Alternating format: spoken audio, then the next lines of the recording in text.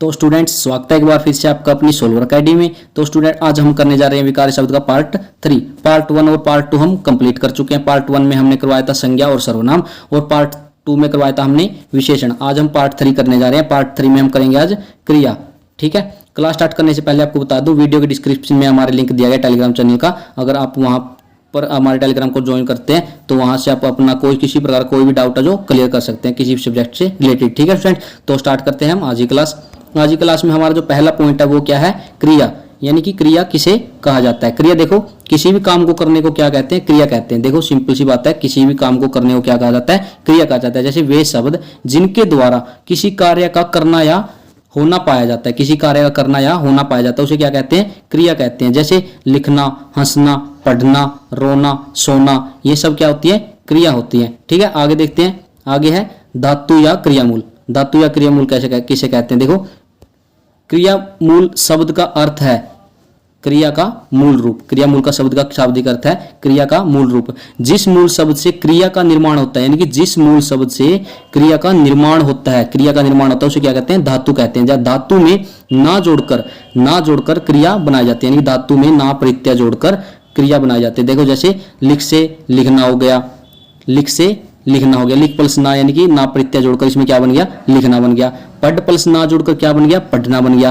हंस प्लस ना जोड़कर क्या बन गया? हंसना बन गया। रो प्लस ना जोड़कर क्या बन गया? रोना बन गया। यानी कि ये लिख, पढ़, हंस, रो, ये सब क्या है? ये सब धातु है। ठीक है, और जो लिख प्लस ना, इसमें ना प्रत्यय जोड़ा गया है। प्रत्यय तो आपको पता है, उपसर्ग और प्रत्यय, यानी कि प्रत्यय होता है जो शब्दों के पीछे जुड़ता है, उसको क्या बोलते हैं? प्रत्यय बोलते हैं। जैसे लिख में ना जोड़ दिया, लिखना बन गया। पढ़ में ना जोड़ दिया, पढ़ना। हंस से हंसना बन गया। रो से रोना बन गया। ये सब क्या है? ये क्रिया है। लिखना, पढ़ना, हंसना, रोना, ये सब क्या है? क्रिया है। ठीक है, और जो ये लिख, पढ़, हंस, रो, ये सब क्या है? ये धातु हैं। ठीक है, आगे देखते हैं। आगे है क्रिया के भेद, यानी क्रिया के कितने भेद हैं? देखो क्रिया के भेद हैं। कर्म के आधार पर क्रिया के 2 भेद होते हैं। ठीक है, और प्रयोग तथा संरचना के आधार पर कितने भेद होते हैं? क्रिया के 8 भेद होते हैं। ठीक है, आगे देखते हैं। कर्म के आधार पर क्रिया कितने भेद होते हैं? 2 भेद होते हैं। कौन से होते हैं? अकर्मक और सकर्मक। अकर्मक देखो किसे कहते हैं? जिन वाक्यों में कर्म नहीं होता उसको क्या क्या बोलते हैं? अकर्मक बोलते हैं। जिन वाक्यों में कर्म होता है उसको क्या बोलते हैं? सकर्मक बोलते हैं। देखो अकर्मक से ही पता चल रहा है, अकर्मक में अ लगा हुआ है, इसको किया किसको रिप्रेजेंट कर रहा है? ये नेगेटिविटी को रिप्रेजेंट कर रहा है। यानी कि जिन वाक्यों में कर्म नहीं होता उनको क्या बोल जाता है? अकर्मक क्रिया कहा जाता है। जैसे सहयोग होता है ना, एक सहयोग का नेगेटिव क्या होता है?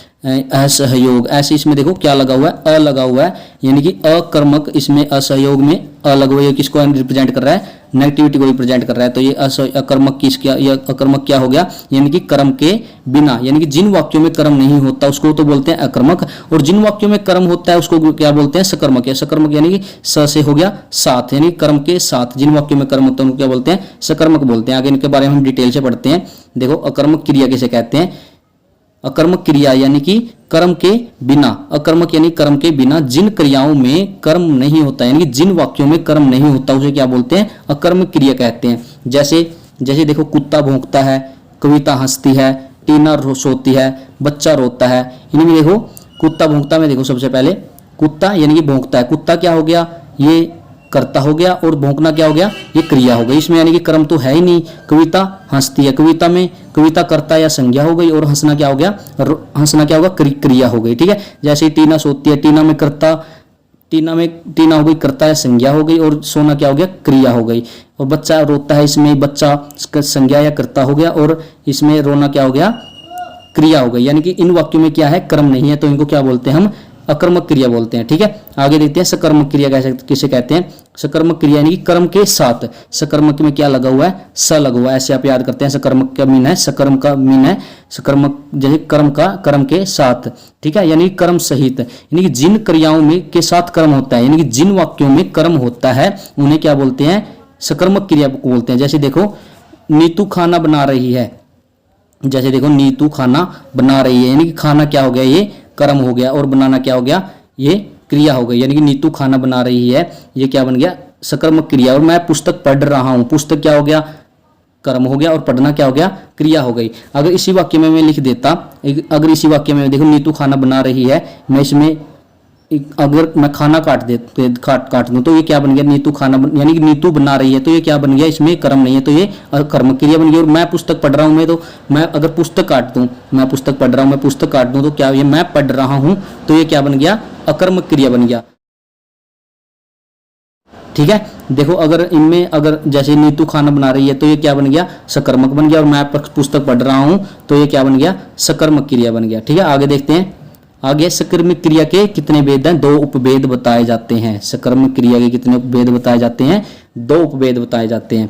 कौन से एक कर्मक क्रिया और द्विकर्मक क्रिया। एक कर्मक क्रिया से सिंपल सी हमें पता लगता है, एक कर्मक से मतलब है एक कर्म, यानी कि जिन वाक्यों में एक कर्म होता है उसको एक कर्मक बोलते हैं। और द्विकर्मक यानी कि जिन वाक्यों में 2 कर्म होते हैं उसको, जिन वाक्यों में 2 कर्म होते हैं उसको द्विकर्मक बोलते हैं। आगे इनके बारे में देखते हैं। देखो एक कर्मक क्रिया, एक कर्म क्रिया कैसे कहते हैं, देखो जब वाक्य में क्रिया के साथ एक कर्म प्रयुक्त हो उसे क्या बोलते हैं, एक कर्मक क्रिया कहते हैं। यानी कि जब वाक्य में क्रिया के साथ सिर्फ एक कर्म प्रयुक्त हो तो एक कर्म बोलते हैं, और 2 कर्म प्रयुक्त हो तो द्विकर्म बोलते हैं। जैसे अध्यापक जी छात्रों को पढ़ा रहे हैं, अध्यापक जी छात्रों को पढ़ा रहे हैं, यानी कि छात्र क्या है, इसमें एक ही कर्म है, तो इसको क्या बोलेंगे हम, एक कर्म क्रिया बोलेंगे। ठीक है, आगे देखते हैं।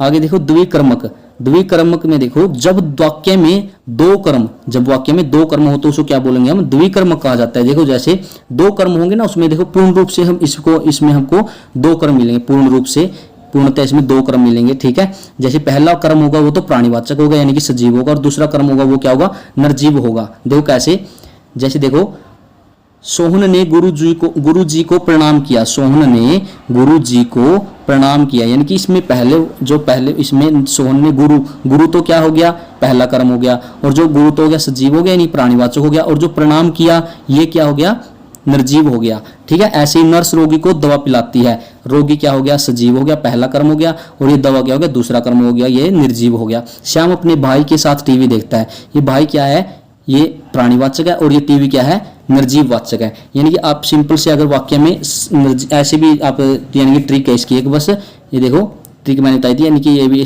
ट्रिक से याद रख सकते हैं, प्राणीवाचक और निर्जीव से। यानी कि जिस वाक्य शुरू में आपको प्राणीवाचक दिखेगा तो वो तो प्राणीवाचक दिखेगा, और लास्ट में क्या दिखेगा, इसके निर्जीव दिखेगा। यानी कि इससे आप याद रख सकते हैं, श्याम अपने भाई के साथ टीवी देखता है, नर्स रोगी को दवा पिलाती है। ठीक है, अगर यहाँ पर हो जाता है ना, देखो अगर नर्स दवा पिलाती है, अगर इसमें रोगी काट दें तो नर्स दवा पिलाती, तो ये क्या बन जाता है, एक कर्मक क्रिया बन जाता है। जैसे सोहन ने प्रणाम किया, अगर इसमें गुरु काट दें तो सोहन ने प्रणाम किया, तो क्या बन गया, ये एक कर्मक क्रिया बन गया। ठीक है, ऐसे ही अगर इसमें गुरु लगा दिया तो इसमें क्या बन गया, द्विकर्मक क्रिया बन गया। ठीक है, आगे देखते हैं।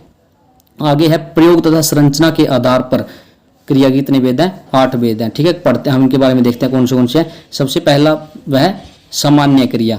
सामान्य का मतलब, सामान्य से हम देख सकते हैं, सामान्य का मतलब होता है साधारण। जब किसी वाक्य में एक ही क्रिया का प्रयोग हुआ हो, जब किसी वाक्य में एक ही क्रिया का प्रयोग हुआ तो उसे सामान्य क्रिया कहते हैं। जैसे देखो महेंद्र जाता है, संतोष आई। ठीक है, इसमें क्या हो गया, सामान्य सी बात है, महेंद्र जाता है, संतोष आई, तो ये एक ही क्रिया का प्रयोग हो रहा है। जैसे जाना और आई, ये क्या है, एक ही क्रिया का प्रयोग हो रहा है, तो इसका क्या बोलते हैं, सामान्य क्रिया बोलते हैं। आगे देखते हैं, दूसरा है संयुक्त क्रिया। संयुक्त क्रिया कैसे कहते हैं, देखो जब क्रिया दो या 2 से अधिक बिनार्थक अलग अलग क्रियाओं के मेल से बनती है उसे संयुक्त क्रिया कहते हैं। यानी कि जब दो क्रिया 2 या 2 से अधिक अलग अलग क्रियाओं के मेल से बनती है उसे क्या कहते हैं, संयुक्त क्रिया कहते हैं। जैसे मैंने खाना खा लिया, मैंने खाना खा लिया, इसमें खाना और लिया ये क्या है, दो अलग अलग क्रियाओं के मेल से बन रहा है, तो इसको क्या बोल देंगे हम, इसको क्या बोलेंगे हम, संयुक्त क्रिया बोलेंगे। ठीक है, जैसे मीरा महाभारत पढ़ने लगी, इसमें पढ़ने लगी क्या है, संयुक्त क्रिया है। ऐसे ही मैंने खाना खा लिया, इसमें खाना खा लिया क्या है, एक संयुक्त क्रिया, यानी कि जिसमें 2 या 2 से अधिक बिनार्थक क्रियाओं के मेल से बने उसको क्या कहते हैं, संयुक्त क्रिया कहते हैं। आगे देखते हैं प्रेरणार्थक। प्रेरणार्थक से देखो, प्रेरणार्थक का मतलब है प्रेरणा देना। ठीक है, सिंपल सा मीना प्रेरणार्थक का प्रेरणा देना, यानी वे क्रियाएं जिन्हें कर्ता स्वयं न करके दूसरे किसी क्रिया करने के लिए प्रेरित करता है, स्वयं न करके दूसरे को देखो, जिसमें वे क्रियाएं जिन्हें कर्ता स्वयं न करके दूसरे को क्रिया करने के लिए प्रेरित करता है उन्हें क्या कहते हैं? प्रेरणार्थक क्रिया कहते हैं। जैसे मोहन सोहन से पत्र लिखवाता है। मोहन मोहन सोहन से पत्र लिखवाता है, यानी कि किसी और से लिखवा रहा है, तो किसी और को प्रेरणा दे रहा है, तो इसमें क्या बन गया? मोहन सोहन से पत्र लिखवाता है, तो यह क्या बन गया? प्रेरणार्थक क्रिया बन गया। ऐसे कविता सुविता से खाना बनवाती है, यानी कि किसी और से क्रिया करवाई जा रही है, किसी और से काम करवाया जा रहा है, इसमें क्या बन गया? प्रेरणार्थक क्रिया बन गया। ठीक है, आगे देखते हैं, यानी कि किसी और से काम करवाना ही प्रेरणार्थक क्रिया होती है। ठीक है, आगे देखते हैं। आगे चौथा है पूर्वकालिक क्रिया। पूर्व का मीन है पहले, इससे आप इसका सिंपल सा मीनिंग है, पूर्व का मीन होता है पहले। देखो पूर्वकालिक क्रिया कैसे कहते हैं? जब किसी वाक्य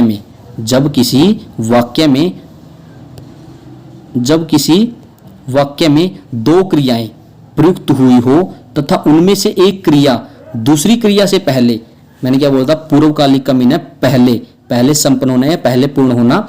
देखो, जैसे उनमें से एक क्रिया दूसरी क्रिया से पहले संपन्न हुई हो, तो पहले संपन्न होने वाली क्रिया को पूर्वकालिक क्रिया कहते हैं। पहले संपन्न होने वाली क्रिया को क्या कहते हैं? पूर्वकालिक क्रिया कहते हैं। जैसे जब किसी वाक्य में दो क्रियाएं प्रयुक्त होंगी और उनमें से एक क्रिया पहले संपन्न हो जाएगी, नहीं पहले पूर्ण हो जाएगी, तो उसको पहली पूर्ण होने वाली क्रिया को क्या बोलेंगे? हम पूर्वकालिक क्रिया बोलेंगे। जैसे देखो, मोहन पढ़कर सो गया। मोहन ने क्या कब सो गया? पढ़कर सोया, यानी कि एक काम में जो पहले हुआ है, कौन सा काम पहले हुआ है? पढ़ना पहले हुआ है, पढ़कर सोया, यानी कि तो पढ़ना क्या हो गया? इसमें पूर्वकालिक क्रिया हो गई। जैसे पुजारी ने नहाकर पूजा की। पुजारी पहले नहाया और फिर उसने पूजा की, तो इसमें नहाना क्या बन गया? पूर्वकालिक क्रिया है। जैसे आगे है चोर सामान चुराकर। पहले चोर ने सामान चुराया और फिर भाग गया। पहले चोर ने क्या किया? सामान चुराया, यानी कि पहले तो सामान चुराया और फिर क्या किया उसने? वो भाग गया, यानी कि चुराना क्या है? इसमें पूर्वकालिक क्रिया है। ठीक है, इसमें ठीक है, आगे देखते हैं। आगे है नाम धातु क्रिया।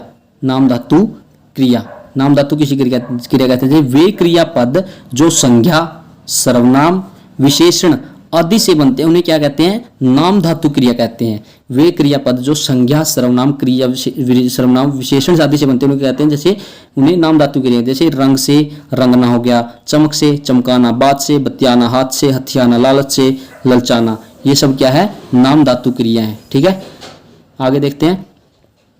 आगे है कृदंत क्रिया। कृदंत क्रिया किसे कहते हैं? वे क्रियापद जो क्रिया शब्दों के प्रत्यय मैंने बताया, उपसर्ग और प्रत्यय होता है वो किस में लगता है? वो शब्द के लास्ट में लगता है, उसको क्या बोलते हैं? प्रत्यय बोलते हैं। जो उपसर्ग होता है वो शब्द के शुरू में लगता है, उसको क्या बोलते हैं? उपसर्ग बोलते हैं। वे क्रियापद जो शब्दों के प्रत्यय लगने पर बनते हैं, कृदंत क्रिया किसे कहते हैं? जो प्रत्यय लगने पर बनते हैं उन्हें कृदंत क्रिया कहते हैं। ठीक है, जैसे चल से चलना, चलना में क्या लग रहा है? ना लग रहा है। चल से क्या बनता है? देखो, चल से क्या बनता है? चलना, चलता और चलकर। इसमें कौन कौन से प्रत्यय लगे हुए हैं? देखो, चल में ना लगा हुआ है, ता लगा हुआ है और कर लगा हुआ है। ठीक है, इसमें प्रत्यय लगने से क्या बनते हैं? कृदंत क्रिया बनती है। जैसे लिख से लिखना हो गया, लिखता हो गया, लिख कर बन गया। इसमें लिख में क्या जुड़ गया? ना जुड़ गया, ता जुड़ गया और लिख कर जुड़ गया, कर जुड़ गया, तो ये क्या है? कृदंत क्रिया है। ठीक है, यानी कि जिन शब्दों में प्रत्यय लगने पर बनते हैं जो शब्द, उनको क्या बोलते हैं? कृदंत क्रिया बोलते हैं। ठीक है, छठा हो गया हमारी। आगे सातवां है हमारा सजातीय क्रिया। सजातीय क्रिया किसे कहते हैं? देखो, वह क्रियाएं जहां कर्म तथा क्रिया दोनों एक ही धातु से बनकर प्रयुक्त होती हैं। यानी कि जहां कर्म तथा क्रिया दोनों एक ही धातु से बनकर साथ प्रयुक्त होते हैं उन्हें क्या कहते हैं? सजातीय क्रिया कहते हैं। जैसे भारत ने लड़ाई लड़ी, इसमें लड़ाई क्या होती है? लड़ाई लड़ना ही एक सजातीय क्रिया है। ठीक है, यानी कि इसमें कर्म तो हो गया लड़ाई और लड़ना क्या हो गया? इसमें क्रिया। ठीक है, ऐसे मतलब ये दोनों एक साथ जुड़े हुए हैं तो इनको क्या बोलेंगे? सजातीय क्रिया बोलेंगे। जैसे अच्छा काम कर रहे हो। ठीक है, अच्छा काम कर रहे हो, तो ये क्या है? अच्छा काम करना क्या हो गया? एक सजातीय क्रिया, यानी कि अच्छा काम कर रहे हो, ये क्या हो गया? सजातीय क्रिया हो गई। ठीक है, यानी कि दो क्रिया जिसमें कर्म तथा क्रिया दोनों एक ही धातु से बनकर जुड़ते हैं तो उसको क्या बोलते हैं? सजातीय क्रिया कहते हैं। ठीक है, आठवां है हमारा सहायक क्रिया। हमारी सहायक क्रिया बहुत ही आसान होती है। देखो, किसी भी वाक्य में मूल क्रिया की सहायता करने वाले पद को क्या कहते हैं? सहायक क्रिया कहते हैं। ठीक है, जैसे अरविंद पढ़ता है, इसमें जो पीछे जो वाक्य के पीछे लगा हुआ तो उसको सहायक क्रिया कहते हैं। जैसे आप सिंपल याद रख सकते हो, जैसे सहायक क्रिया अरविंद पढ़ता है, इसमें ह क्या हो गया, सहायक क्रिया। मोहन सोता है, मोहन खाता है, मोहन पीता है, राम अच्छा लड़का है, इसमें ह है जो क्या है कि जो भी वाक्य के पीछे होती है उसको क्या बोलते हैं, सहायक क्रिया कहते हैं। ठीक है, ये तो हमारे हो गए। ठीक है, प्रयोग तथा कर्म उसके आधार पर हो गए, प्रयोग तथा संरचना के। एक और होता है देखो, काल के अनुसार भी होते हैं।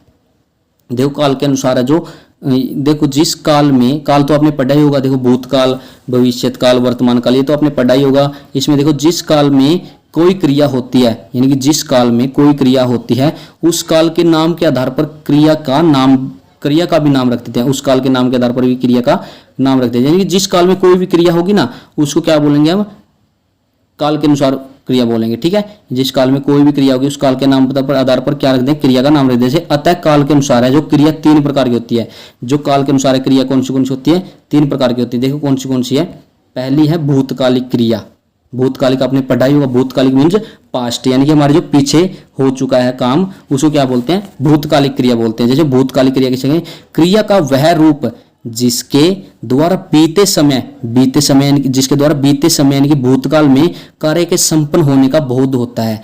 आपने बचपन में पढ़ा ही होगा। ये तो जो बीता गया समय में कार्य होगा, संपन्न हो गया है, उसको क्या बोलेंगे, भूतकालिक क्रिया। जैसे सरोज गई, यानी कि सरोज गई यानी कि पास्ट में जा चुकी है, सरोज गई, ये क्या है, भूतकालिक क्रिया। जैसे सलीम पुस्तक पढ़ रहा था, ठीक है, ये क्या है, भूतकालिक क्रिया होगी, यानी कि पास्ट में काम हुआ है तो ये क्या है, भूतकालिक क्रिया। जैसे मोहन नाच रहा था, मोहन गा रहा था, मोहन पढ़ रहा था, ये सब क्या होगा, यानी कि पास्ट में काम होने वाले, पास्ट में जो बीते हुए समय में कार्य संपन्न हुए हैं उनको क्या बोलेंगे, भूतकालिक क्रिया बोलेंगे। ठीक है, दूसरा है वर्तमान कालिक क्रिया। वर्तमान मतलब जो काम चल रहा है, जो काम चलता है उसको क्या बोलते हैं, वर्तमान में बोला जाता है। ठीक है, क्रिया का वह रूप जिसके द्वारा वर्तमान समय में कार्य के संपन्न होने का बोध होता है, वह क्रिया का वह रूप जिसके द्वारा वर्तमान समय में कार्य के संपन्न होने का बोध होता है, उसे क्या कहते हैं। जैसे कमला गाना गाती है, कमला क्या है, गाना गाती है, ये तो है नहीं वो पीछे गाती है या आगे गाती है,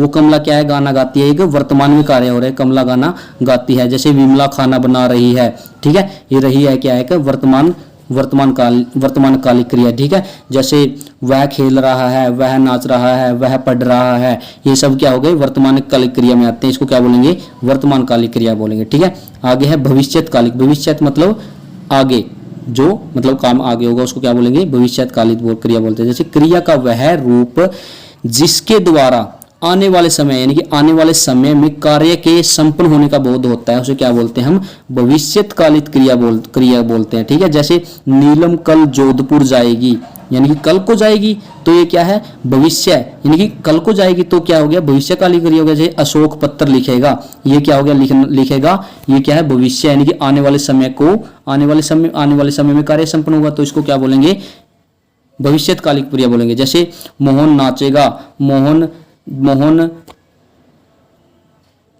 प्रतियोगिता में भाग लेगा, यानी कि जो आगे लेगा, यानी कि जो भी आगे काम होगा उसको क्या बोलते हैं, भविष्यकालिक क्रिया बोलते हैं। ठीक है स्टूडेंट्स, इस प्रकार से हमारी जो आज की क्लास है वो कंप्लीट होती है और जो ये हमारा विकारी शब्द का टॉपिक है वो कंप्लीट होता है। विकारी शब्द के हमने संज्ञा, सर्वनाम, विशेषण और जो क्रिया है वो सारे वो सबके सब टॉपिक कंप्लीट करा दिए। ठीक है स्टूडेंट्स, जो अगर आपको वीडियो अच्छी लगी तो आप वीडियो को ज़्यादा से ज़्यादा शेयर करना और अपनी एकेडमी सॉल्वर अकेडमी को सब्सक्राइब करना। ठीक है स्टूडेंट्स, तो हम जल्द से जल्द जो विकारी शब्द से रिलेटेड एक एमसीक्यू क्लास लेकर आएंगे। ठीक है, संज्ञा, सर्वनाम, विशेषण और क्रिया से रिलेटेड हम एमसीक्यू क्लास लेकर आएंगे। ठीक है, तो हम मिलते हैं।